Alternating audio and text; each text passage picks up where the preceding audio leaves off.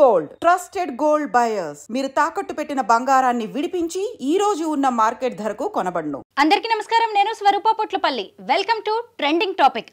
Tollywood top director Jakkanna రాజమౌళికి క్షుద్ర విద్యలు వచ్చా? ఆ విద్యల ద్వారా ఆయన తనకు పోటీగా ఉన్న ఎదుగుతున్న డైరెక్టర్స్ ను నాశనం చేస్తుంటారా?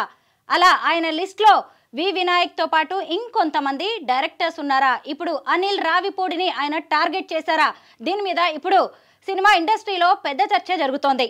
రాజమౌళి స్నేహితుడిగా చెప్పుకుంటున్న ఉప్పలపాటి శ్రీనివాసరావు అనే వ్యక్తి ఓ సెల్ఫీ వీడియో అలాగే సూసైడ్ నోటు రాసి మరీ రాజమౌళి మీద తీవ్ర ఆరోపణలు చేశారు.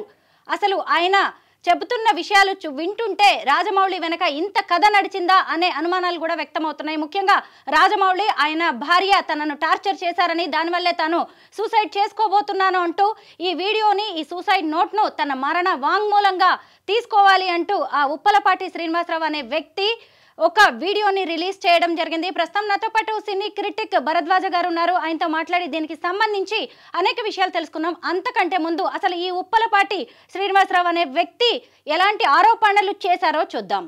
India's number 1 director SS Rajamouli and Rama Rajamouli వల్ల నేను చనిపోతున్నాను, అందుకు సంబంధించి నేను ఇస్తున్న మరణ వాంగ్మూలం. వీడేంటి పబ్లిసిటీ కోసం ఇలా చేస్తున్నాడు అని మీరు అనుకోవద్దు. పబ్లిసిటీ చేసుకునేవాడు ఎవడో చనిపోవాలని అనుకోడు, అందుకే మరణమాంగం ఇస్తున్నాను. నేను పనిచేసిన వాళ్ళలో ఎంఎం కీరవాణి, గుండం గంగరాజు గారు, చంద్రశేఖర్ ఇలేటి, అను రాఘవపూడి, మైత్రి మూవీస్ ఎంఓ చెర్రి, డ్రీమ్ ఫార్మర్ సుధీర్, ఇలా లిస్ట్ చెప్పుకుంటూ పోతే చాలా ఉంది. వీళ్ళందరికీ మా ఫ్రెండ్షిప్ గురించి తెలుసు. మేము ఎంత క్లోజ్ ఫ్రెండ్స్ ఏంటి అనేది అందరికీ తెలుసు. భరద్వాజ గారు ఆయన చెబుతూనే ఉన్నారు, ఇదంతా నేను పబ్లిసిటీ కోసం చెయ్యలేదు, వాళ్ళు పెడుతున్న వేధింపులు టార్చర్ని భరించలేకే నేను చనిపోతున్నాను అంటూ ఆయన చెబుతూనే ఉన్నారు. ఈయనే ఉప్పలపాటి శ్రీనివాస్ గారు, మీరేమంటారు ఆయన వాదన మీద? అంటే ఇండస్ట్రీలో చాలామందికి మా మధ్య ఉన్నటువంటి స్నేహం తెలుసు అని చెప్తున్నాడు ఆయన. ఎవరి మధ్య? ఆయనకి రాజమౌళికి మధ్య ఉన్న స్నేహం తెలుసు అని చెప్తున్నాడు ఆయన. తెలిసి ఉండొచ్చు, తప్పేం లేదు దానిలో.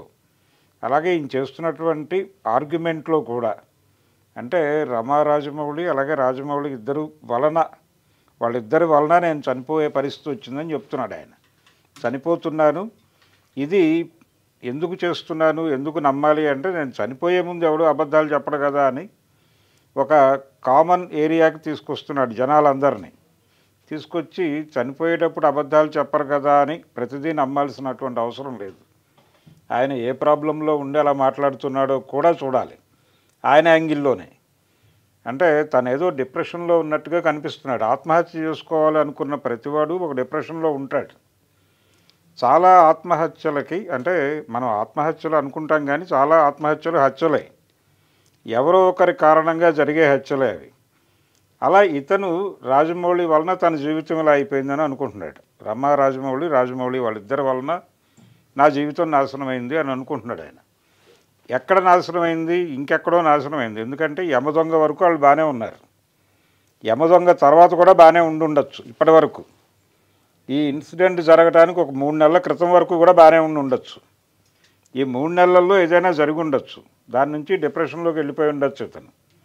ఇంతకాలం బయటకు చెప్పినటువంటి చాలా విషయాలు ఇప్పుడు బయటకు చెప్పే ప్రయత్నం చేస్తున్నానని చెప్తున్నాడు ఆయన. ఇంతవరకు ఎందుకు మాట్లాడలేదు? ఎవరో ఒక అమ్మాయిని పట్టుకొచ్చి మధ్యలో పెట్టి మాట్లాడుతున్నాడు ఈయన. ఆ అమ్మాయి పేరు లేదు, ప్రస్తావన లేదు. ఇంకొక అమ్మాయిని తీసుకొచ్చి మధ్యలో నుంచోబెట్టే రైట్ లేదు కదా ఇతనికి, కానీ మాట్లాడేస్తున్నాడు గ్రాంటెడ్గా తీసుకుని. పైగా అతని వలన రాజమౌళి వలన నేను ఆ అమ్మాయిని పెళ్లి చేసుకోలేకపోయాను, ఇతను ప్రేమిస్తున్నాడు ఆ అమ్మాయిని తెలిసి కూడా రిలేషన్ మెయింటైన్ చేశాడు రాజమౌళి అనేది ఇతను వేస్తున్నటువంటి ప్రధానమైన ఆరోపణ. ఇది అతని వైఫ్కి తెలుసా తెలియదా? తెలిసే ఇదంతా జరుగుతోందన్న పద్ధతిలో మాట్లాడుతున్నాడు ఆయన. అంత జరిగి ఉంటే ఎప్పుడో సెటిల్మెంట్ అయి ఉండేది. ఇతను పెళ్ళి ఎందుకు చేసుకోలేదంటే ఆ అమ్మాయితో నాకు ప్రేమ ఉంది, ప్రేమ ఉండటం వలన ఆ అమ్మాయి అలా అయిపోయినందువలన ఇలా ఇన్ని విషయాలు మాట్లాడుతున్నాడు. ఈ రిలేషన్స్ అన్నీ వీళ్ళ యాంగిల్లో మాత్రమే మాట్లాడుతున్నాడు. కానీ ఆ అమ్మాయి ఒక పర్సన్ కదా, ఆ అమ్మాయి ఒక యూనిట్ కదా, ఆ అమ్మాయికి ఒక ఆలోచనలు ఉంటాయి కదా, ఆ అమ్మాయికి ఒక ఎక్స్ప్రెషన్ ఉంటుంది కదా, ఆ అమ్మాయి వీళ్ళిద్దరిని టాలరేట్ చేసిందా, గెంటేసిందా, దాని గురించి మాట్లాడాలి కదా. అసలు ఆ ప్రస్తావన లేకుండా ఆ అమ్మాయితో మేమిద్దరం ఉన్నామని ఇష్టం వచ్చినట్టు మాట్లాడేస్తాడేంటి ఇతను గ్రాంటెడ్గా. అంటే అక్కడ ఆయన టార్గెట్ గానీ ఆయన ఇబ్బంది పెట్టింది గానీ అమ్మాయి కాదు అని అతను చెప్పడం అదే ఉద్దేశం కదా. అమ్మాయితో ప్రాబ్లం లేదు, రాజమౌళితో ప్రాబ్లం. రాజమౌళితో ఎప్పుడు ప్రాబ్లం, ఇప్పుడు ప్రాబ్లం. ఆయనే చెప్తున్నట్టుగా యమదొంగప్పుడు కూడా బాగానే ఉన్నారు వీళ్ళు. ఇతని పేరు వేశాడు ఆయన టైటిల్స్లో, ఎగ్జిక్యూటివ్ ప్రొడ్యూసర్గా వేశాడు పైగా. మరి అంత వాల్యూ ఇచ్చిన మనిషి, ఆ వాల్యూని ఎంజాయ్ చేసిన మనిషి, ఎప్పుడో జరిగినటువంటి ఇన్సిడెంట్ ఇది, శాంతినివాసం సీరియల్ కంటే ముందు జరిగిందని చెప్తున్నాడు. మరి చెప్తున్నప్పుడు ఇప్పుడు ఎందుకు గొడవ చేస్తున్నావు నువ్వు, ఇంతకాలం ఎందుకు దాచిపెట్టావు? అసలు అమ్మాయి ఏమైపోయింది, వేరే పెళ్లి చేసుకుని వెళ్ళిపోయిందా వీళ్ళందరిని వదిలేసి? ఇలా చాలా గందరగోళం ఉంది. అయితే ఒక టార్గెట్, ఇతను ఒక అమ్మాయితో లింక్ పెట్టి కనుక ఒక వార్తను సర్క్యులేషన్లో పెడితే అది డెఫినెట్గా అవతల వాడిని క్యారెక్టర్ని అసాసిన్ చేయగలుగుతుంది ఆ వార్త అనేది నమ్మాడు ఇతను. నమ్మి ఎవరో అంటే నిజంగా ప్రేమించుంటే అలాంటి పని చేసి ఉండేవాడు కాదు. ఆ అమ్మాయిని అలా రోడ్డు మీదకి నుంచోబెట్టేవాడు కాదు. పేరు చెప్పలేదు కానీ దాదాపుగా ఒక క్యారెక్టర్ని అసాసిన్ చేసే ప్రయత్నం కూడా జరిగింది ఈ వీడియోలో. అందుకని అతని మెంటల్ స్టేటస్ ఏమిటి, సైకలాజికల్ స్టేటస్ ఏంటి అనేది చూడాలి. చాలా గందరగోళంలో ఉన్నాడు, డిప్రెషన్లో ఉన్నాడు, ఎక్కడో హర్ట్ అయ్యాడు ఇతను రాజమౌళి నుంచి. ఆ హర్ట్ అయిన గొడవలో నుంచి తను నమ్మినటువంటి కథని ప్రపంచంతో నమ్మించడానికి ప్రయత్నం చేస్తున్నాడు అతను. అందుకని ఈ కథని రాజమౌళిని సీరియస్గా వాళ్ళు ఏదో నేరం చేశారు అనుకోనక్కర్లేదు, కానీ ముందు ఇతను ఎక్కడున్నాడో ట్రేస్ చేసి ఈ లోపు ఏమీ చేసుకోకుండా ఉంటే ముందు ఇతన్ని తీసుకొచ్చి ఒక సైకాట్రిస్ట్ దగ్గర కూర్చోబెట్టి మాట్లాడించాల్సినటువంటి అవసరం అయితే ఉందని నేను ఫీల్ అవుతున్నాను. కండిషన్ బాగాలేదు, ఏ కారణం చేతైనా డిప్రెషన్లోకి వెళ్ళి ఉండొచ్చు ఆయన. ఆర్థిక కారణాలు కావచ్చు, ఆర్థికంగా ఇతను దెబ్బతింటానికి రకరకాల కారణాలు ఉండొచ్చు. అతని నుంచి సహాయం అడిగి ఉండొచ్చు రాజమౌళి నుంచి, అతను టచ్ అయి ఉండకపోవచ్చు, టచ్ అయినా అతను ఇచ్చిన హామీ మీద నిలబడి ఉండకపోవచ్చు. చాలా గొడవలు ఉన్నాయి దీనిలో. కాబట్టి ఇతను సూసైడ్ నోట్ వలన సుమోటోగా తీసుకుని అతను అరెస్ట్ చేసి లై డిటెక్టర్ టెస్టులు చేయమని చెప్తున్నాడు ఈయన. ఆ లై డిటెక్టర్ టెస్టులు చేయటం వలన అన్ని నిజాలు బయటకు వస్తాయని మనకేం గ్యారంటీ లేదు. ఇంతకుముందు చాలా లై డిటెక్టర్ ఇవి చూసాం మనం, ఆయేషా మీరా కేసులో కూడా దేనిలోనూ ఏ నిజము బయటకు రాలేదు. కాబట్టి అలాగే అవుతుంది ఇతని జీవితం కూడా. కానీ అలా ఆయన కోరుతున్న కోరికలు బాగానే ఉన్నాయి, కానీ అవన్నీ వర్కౌట్ అవుతాయా అనేది డౌటే. పోలీసులు ఇమ్మీడియట్గా ఇతన్ని ట్రేస్ చేయాలి ఎక్కడున్నాడు అని. ఒకవేళ ఏదైనా జరగకూడదు జరిగి ఉంటే రాజమౌళిని జీవితాంతం ఈ పెయిన్ అయితే కొనసాగుతుంది అతని జీవితంలో. కారణం ఏంటంటే అతనికి రిలేషన్ ఉంది ఇతనితో, ఫ్రెండ్షిప్ ఉండి ఉండవచ్చు. మెడ్రాస్ రోజుల నుంచి ఫ్రెండ్షిప్ ఉందని చెప్తున్నాడు ఆయన మెడ్రాస్లో క్రాంతి కుమార్ గారి దగ్గర పనిచేశాడు. ఇతను కూడా అప్పుడు అక్కడున్నాడా ఇంకెక్కడున్నాడా, త్రికోటి అని ఇంకో డైరెక్టర్ ఉన్నాడు. వీళ్ళందరూ ఆ టైం నుంచి కంటిన్యూ అవుతున్న వాళ్ళే. వరాముళ్ళపూడి వీళ్ళందరూ రాఘవేంద్రరావు గారి కాంపౌండ్లో కూడా కలిసి ట్రావెల్ చేశారు వీళ్ళందరూ. ఈయన కూడా చెప్తున్నాడు ఆ పేర్లన్నీ. వాళ్ళందరికీ తెలుసు మా మధ్య ఉన్నటువంటి సంబంధం, రిలేషను ఇవన్నీ చెప్తున్నాడు. కానీ ఆ అమ్మాయి ఎవరో వీళ్ళెవరికి తెలుసు అని చెప్పట్లేదు. ఇలా గందరగోళం ఉంది. ఈ మనిషి సైకలాజికల్ డిజార్డర్లో ఉన్నాడు. తన నష్టానికి కారణంగా ఆయన ఒక స్టోరీ బిల్డ్ చేసుకున్నాడు మెంటల్గా. దాన్ని అతనే నమ్ముతున్నాడు. ఆ నమ్మిన దాన్ని ప్రపంచంలో నమ్మించే ప్రయత్నం చేస్తున్నాడు. ఈ రాజమౌళి ఉప్పలపాటి శ్రీనివాసరావు ఎపిసోడ్కి సంబంధించి ఇంకొన్ని విషయాలు తెలుసుకునే ముందు ఆయన ఏమన్నాడో ఒకసారి చూద్దాం. ఎందుకంటే చాలా పెద్ద వీడియో రిలీజ్ చేశారు ఆయన. వీళ్ళందరినీ మేము పెంచాం, ఆడిని బాగుంటారు, నన్ను బాగుంటారు, మమ్మల్ని పెంచాం. వీళ్ళందరూ దూరం అయిపోయారు, ఫ్యామిలీ మొత్తం దూరం అయిపోయింది. ఎందుకంటే ఈ నంబర్ 1 డైరెక్టర్ అయ్యేటప్పుడు శాసింగ్ చేస్తున్నాడు ప్రపంచాన్ని.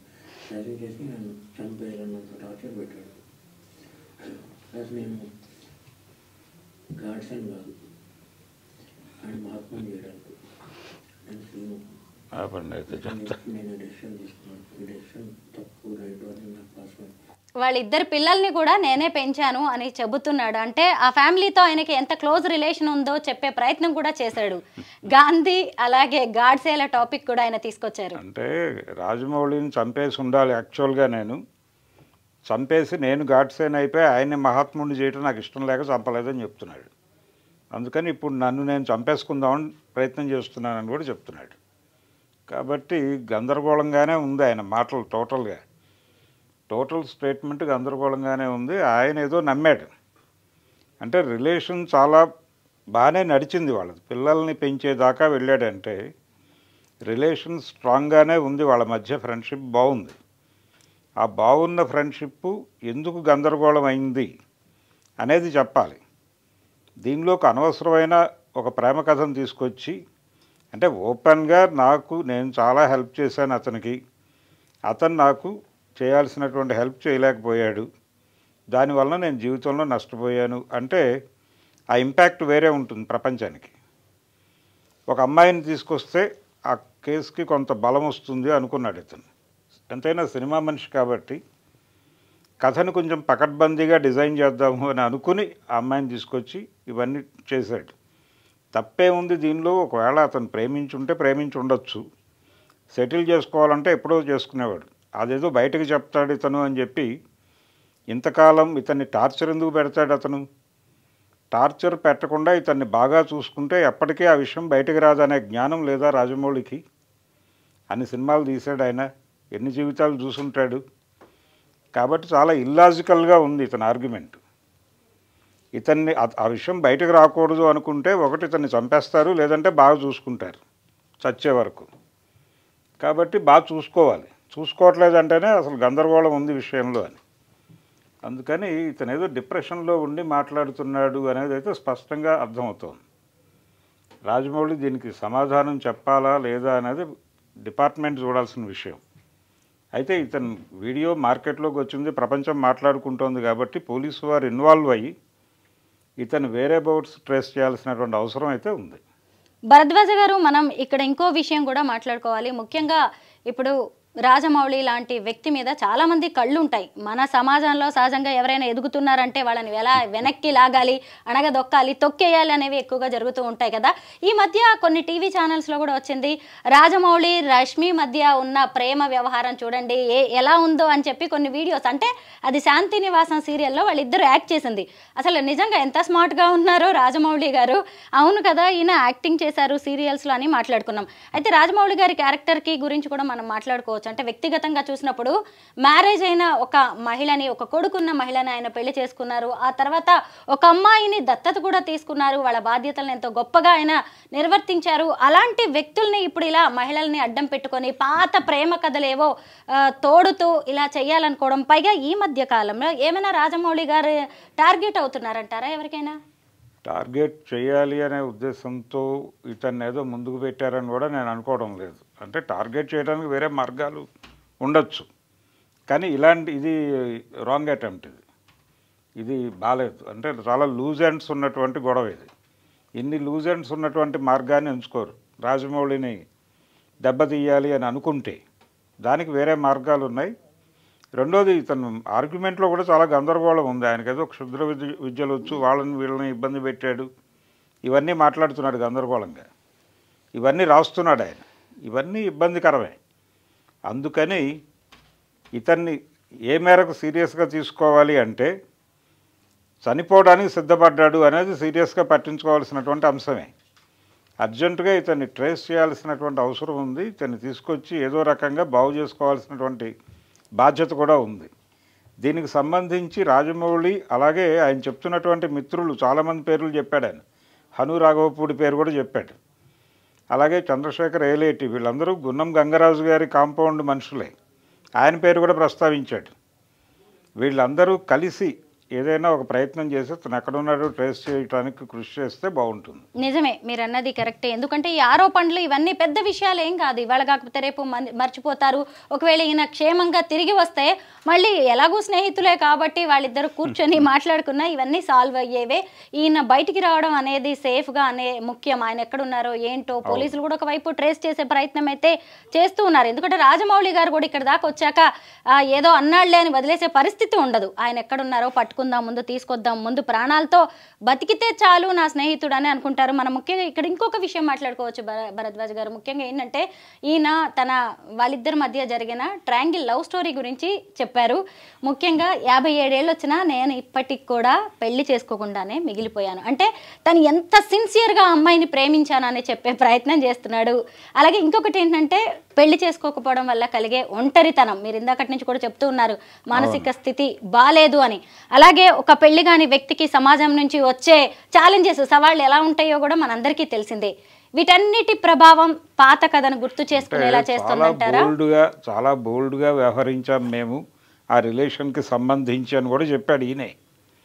అంత బోల్డ్గా వ్యవహరించిన మనిషి అంత నేరోగా ఉంటాడు అని అనుకోలేం. అందుకని ఆయన చెప్పిందే చాలా సెల్ఫ్ కాంట్రడక్టరీగా ఉంది ఆయన స్టేట్మెంటే. అందుకని ఆయన పెళ్లి చేసుకోకపోవడానికి అది మాత్రమే కారణము అయి ఉంటుంది అని కూడా అనుకోవడానికి లేదు.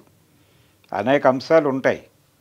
ఈ అంశాలు ఏవి కూడా ఆయన మాట్లాడకుండా ఆయన ఒక స్టోరీ లైన్ అనుకున్నాడు. నా జీవితం ఇలా అవటానికి కారణం ఏమిటి అంటే, ఈ ఏజ్ వచ్చిన తర్వాత ఆయనకి ఏం సాధించాను నేను జీవితంలో అనే ఒక క్వశ్చన్ మొదలై, దీనికి కారణం ఏమిటి నా జీవితం ఇలా కావడానికి అని అనుకుని ఇది అని చెప్పి ఒక లైన్ అనుకున్నాడు ఆయన. దాన్ని నమ్మటం మొదలుపెట్టాడు. దాన్ని ఇప్పుడు ప్రపంచంతో నమ్మించడానికి ప్రయత్నం చేస్తున్నాడు. అది నాకు అనిపించింది ఇతను మొత్తం స్టోరీ విన్న తర్వాత. అందుకని ప్రాబ్లంలో ఉన్నాడు అతను, ప్రాబ్లంలో ఉన్నాడు. ఆ ప్రాబ్లం నుంచి బయటకు తీసుకురావాల్సిన బాధ్యత అతనికి, డిపార్ట్మెంట్కి మాత్రమే కదా, ఆయన చెప్తున్న స్నేహితులందరికీ ఉంది. వాళ్ళందరూ కూడా రెస్పాన్సిబిలిటీ తీసుకోవాల్సినటువంటి అవసరం ఉంది. అందుకని ఏ మేరకు స్పందిస్తారనేది చూడాలి. నిజమే మీరు అన్నది. ఆయన తీవ్ర వేదనలో, ఆత్మ సంఘర్షణలో ఉన్నట్టుగా అయితే కనిపిస్తోంది. దాదాపు 60 ఏళ్లకు దగ్గరలో ఉన్న ఉప్పలపాటి శ్రీనివాసరావు గారు ఈ వయసులో మళ్ళీ ఆ పాత ప్రేమను ఎందుకు తవ్వాల్సి వచ్చిందో, తను పైగా మరణ వాంగ్మూలంగా పరిగణించండి ఈ వీడియోని, నా సూసైడ్ నోట్ను అనడం అనేదే కొంచెం భయంగా ఉంది. ఎక్కడున్నా ఆయన అయితే ప్రాణాలతో తిరిగి రావాలి, బాగుండాలనే కోరుకుందాం. Thank you so much Bharadwaj గారు.